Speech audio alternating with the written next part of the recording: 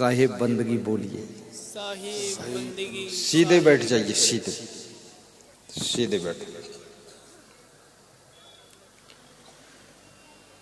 सीधे हो गए।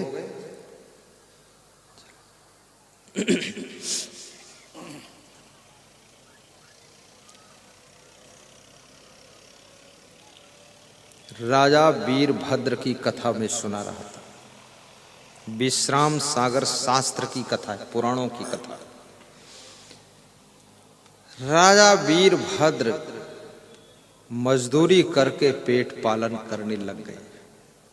पुरुष बली नहीं होत है, समय होत बलवान, भीनल लोटी गोपिका वही अर्जुन वही बाण। बड़ी विचित्र बात है। वही अर्जुन है, वही बाण है, लेकिन कोल भीलों ने अर्जुन को लूट लिया है, गोपिकाओं को लूट लिया है। क्योंकि वहां अर्जुन तो है, धनुष भी है, बाण भी है, लेकिन कृष्ण भगवान नहीं है, इसलिए अर्जुन लूटा गया है। भगवान अर्जुन के अभिमान को भी कभी कभी तोड़ते थे कि तू ये मत समझना कि मेरी ही कला है।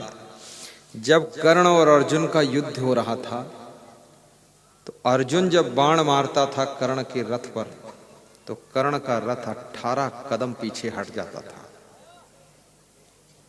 और जब कर्ण बाण मारता था अर्जुन के रथ की ओर, तो अर्जुन का रथ 3 कदम पीछे हटता था। लेकिन भगवान कृष्ण कर्ण को धन्यवाद देते थे और कहते थे, धन्य सुधन्वा, क्या गजब है तेरी ताकत। तो अर्जुन ने कहा, भगवान मैं बाण मारता हूं, उसका रथ 18 कदम पीछे जाता है, और वो बाण मारता है, मेरा रथ 3 कदम पीछे जाता है, फिर भी आप उसको धन्यवाद देते हो, हमको क्यों नहीं देते।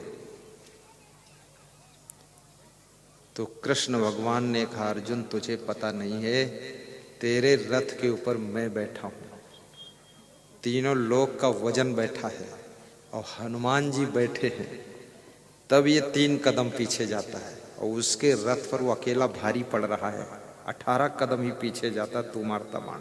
अगर मैं उतर जाऊं, हनुमान उतर जाएं, तो उसके एक बाण के बाद तेरा पता ही नहीं चलेगा तू और तेरा रथ कहां गया है। तो अभिमान मत कर, धन्यवाद के लायक नहीं है, वो तेरे से बहुत ज्यादा बलवान है, बहुत कलाकार है। लेकिन फिर भी कृष्ण भगवान जिसके साथ में है, विजय उसकी होती है। कृष्ण भगवान जैसा तुम्हारा मार्गदर्शक कोई सद्गुरु होना चाहिए। किंगफिशर हवाई जहाज कंपनी के मालिक विजय माल्या के पास में धन भी है, दौलत भी है, सब कुछ है, बुद्धि है, लेकिन कोई कृष्ण भगवान जैसा सद्गुरु नहीं था, इसलिए सब बर्बादी की ओर चला गया। याद रखना, अभी मुझे एक व्यक्ति लखनऊ में मिला। लखनऊ राजधानी में आश्रम बनाने का मेरा विचार था। मेरा विचार है, भारत देश के जितने प्रदेश हैं सब में एक एक आश्रम होना चाहिए। कहीं भी मेरा कोई मुझसे जुड़ा हुआ भक्त जाए तो उस आश्रम में फट से रहे जाकर। उसका मन हो जाए देखने के लिए गोवा देखूं, तो टेंशन करता है कहाँ रहूंगा, कहाँ बसूंगा। तो सीधे एड्रेस लीजिए और मेरे आश्रम में रहिए और गोवा देखिए और गोवा से आइए। किसी की इच्छा हो जाए थोड़ा लखनऊ देखूं, तो कहाँ जाऊं, कहाँ रहूं, तो गुरु जी के आश्रम में जाइए। तो लखनऊ में इच्छा थी आश्रम बनाने की। तो भक्त का नाम था, कोई नाम बता सकता है? अमरजीत मिश्रा। ठीक। तो वो भक्त जो है, भक्त वक्त मेरा नहीं था, मेरे से परिचय नहीं था, लेकिन कैसे मिल गया।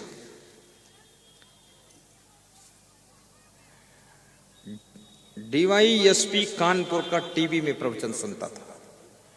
उसने अपने बेटे को फोन किया, गौरव मिश्रा को, कि तू कुछ बात मेरी मान न मान, लेकिन टीवी में 9 बजे रात को प्रवचन आस्था भजन में इनका सुन ले, बस हम खुश हैं। तो उसने सुना। तो रायबरेली जिले में मेरा प्रवचन था, यूपी की बात, इसी साल की बात। वो आया और गुरुमंत्र लिया, और कुंभ मेला के लिए 5 बोरी शक्कर भी दिया है प्रयाग कुंभ भंडारा के लिए, और गुरुदीक्षा भी लिया उसने। अपने बाप को कहा मैं गुरु बना लिया हूं, बाप बोला, बाप तो बाप रह गया, लेकिन तू तो मेरे से आगे निकल गया, मैं तो प्रवचन ही सुनता हूं, कुछ नहीं किया अभी।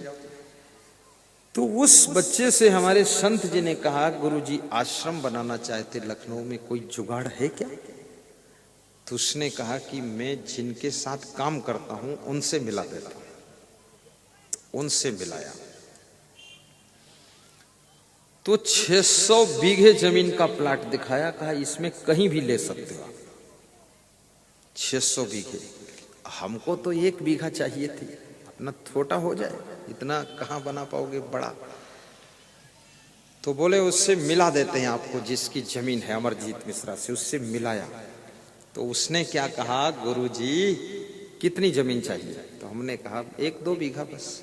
बोले नहीं, कम से कम 25-50 बीघा होना चाहिए, और जितनी आप लोगे उतनी मैं दान करूंगा, ऐसा बोला। तो मैंने कहा दमादम मस्त कलंदर, गुरुवर का पहला नंबर, काम खत्म हो गया।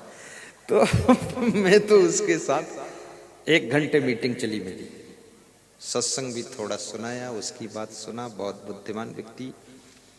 फिर उसने हमको एक कार्यक्रम में बुलाया, दुर्गा जागरण का कार्यक्रम था लखनऊ शहर में, उसमें प्रवचन किया। फिर अपने घर ले गए, तो सब सोने चांदी के बर्तन नए।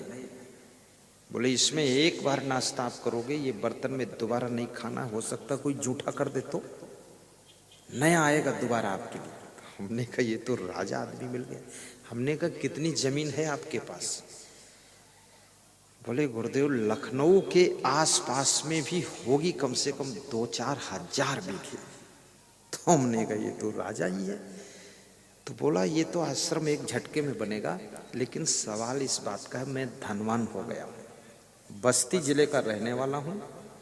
मेरे बाप ने कहा था खेती करो, मैंने कहा नहीं करूंगा, लखनऊ में रहूंगा। बोला भीख मांगोगे? तो मैंने कहा कुछ भी हो जाए, आऊंगा तब जब बस्ती जिले का सबसे धनवान आदमी बनूंगा। तो बस्ती जिले का सबसे धनवान बन गया, तब अपने गांव गया था मैं। लेकिन गुरुदेव इस लंबी यात्रा में दुख बहुत हुए, पर अब मैं धनवान बन गया तो मेरे लिए खतरा बहुत है।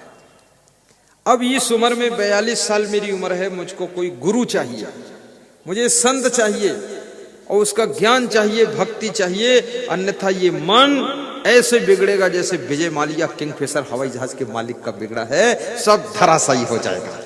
इसलिए लगता है भगवान ने सही वक्त पर आपको भेजा है मेरे लिए। आप मेरे गुरु बन गए, आपकी शरण। फिर उसने बताई कहानी, कहा मैं युवा मोर्चा का कोषाध्यक्ष भी हूं भाजपा का, ये आदित्यनाथ मेरा दोस्त भी है, और मैं इनका बहुत पक्का साथी हूं, और बहुत बड़ा फंड तो इनसे दिलाऊंगा मैं। तो हमने कहा ये क्या हो रहा है? अपने आप हो रहा है, खाली मन में सोचा गया है। तो मैं आपसे निवेदन करता हूं कि जब जवानी आने लग जाए और जब आपको धनवान होने की स्थिति पैदा होने लग जाए, कारोबार बढ़ने लग जाए, गाड़ियां आने लग जाएं, घर में लाड़ियां आने लग जाएं, और मकान ऊंचे ऊंचे आपके बनने लग जाएं, उस समय आपको सत्संग की, भक्ति की, गुरु की बहुत बड़ी जरूरत है। क्योंकि हवाई जहाज जब बहुत ऊंचे आकाश में उठता है तब ज्यादा सावधानी की जरूरत होती है, जब प्लेटफार्म पर खड़ा है तब वहां ज्यादा सावधानी की जरूरत नहीं है। तुम्हारी जिंदगी के विकास का हवाई जहाज ऊपर उठा है, अब कोई गुरु की कृपा चाहिए, अन्यथा ये हवाई जहाज पलट सकता है। रावण के पास में धन था, बुद्धि थी, विद्वता थी, सोने की लंका थी, सोने के बेड थे, सोने की दीवारें थी। आजकल एक औरत को कोई सोने का फूल मिल जाए तो भी फूल ही नहीं समाती है। और मंदोदरी के पास में कितना सोना, बेड भी सोने का, कुर्सी भी सोने की, मेज भी सोने की, थाली भी सोने की, दीवार सोने की, छत सोने की, पूरी लंका सोने की। अब उसके अंदर मंदोदरी रहती थी और रावण रहता है। लेकिन रावण के पास सब कुछ था, पर कोई गुरु नहीं था, कोई सत्संग नहीं था, भक्ति नहीं थी, इसलिए रावण की लंका राख हो गई। और भगवान राम के पास में सोने की एक कुटिया नहीं थी, ईंट की दीवालों की कुटिया वनवास में नहीं थी, लेकिन वन में जाकर के राम भगवान बन गए, क्योंकि उनके पास गुरु था, सत्संग था, भक्ति थी, इसलिए वे भगवान बन गए।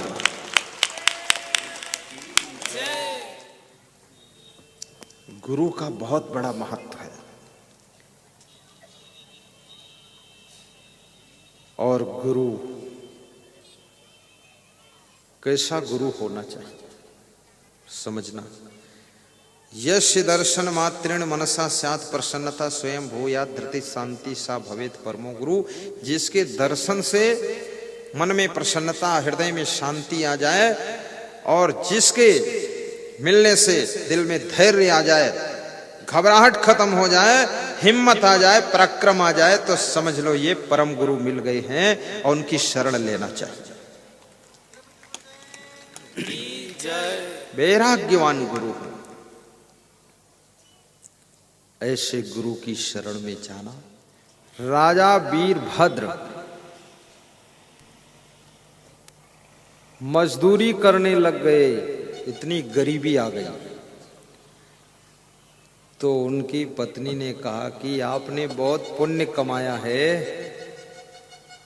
तो मानिक चंद शाह सबका पुण्य खरीदते हैं और पुण्य के बदले सोना चांदी देते हैं, तो उनके यहाँ जाओ पुण्य बेच दो अपना।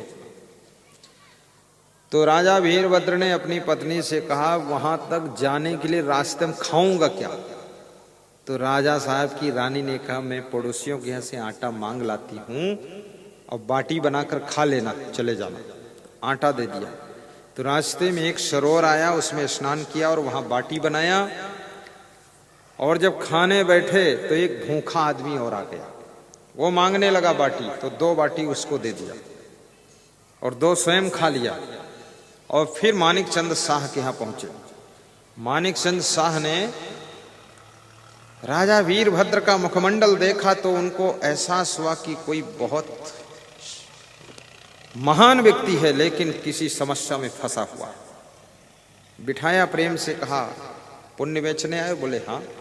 बोले एक कागज पर पुण्य लिख करके दे दीजिए और धर्म की तुला पर रखकर तौला जाएगा। तो उन्होंने कागज पर पुण्य लिखा जो राजा थे उस समय पुण्य किया था, गौओं का दान किया था, ब्राह्मणों का भंडारा, साधुओं का भंडारा, सब किया।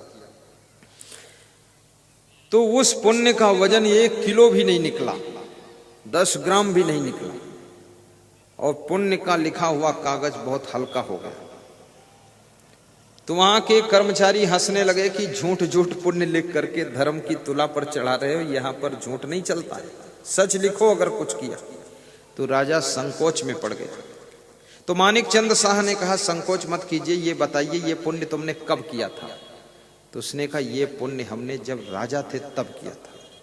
बोले राजा जब नहीं रह गए उसके बाद कभी कुछ पुण्य किया है? बोले हाँ किया। क्या? बोले अभी आ रहा था रास्ते में 4 बाटी बनाया था तो 2 बाटी एक भूखे आदमी को हमने दान दिया। बोले वो पुण्य लिखो जरा कागज पर। तो उसको कागज पर लिखकर धर्म तुला पर चढ़ाया तो धर्म तुला नीचे बैठ गई। तो मानिक चंद शाह ने सोना चांदी दूसरे तराजू के पलड़े पर चढ़ाया तो भी वो तुला नहीं उठी, पूरा चढ़ाया फिर भी नहीं उठी।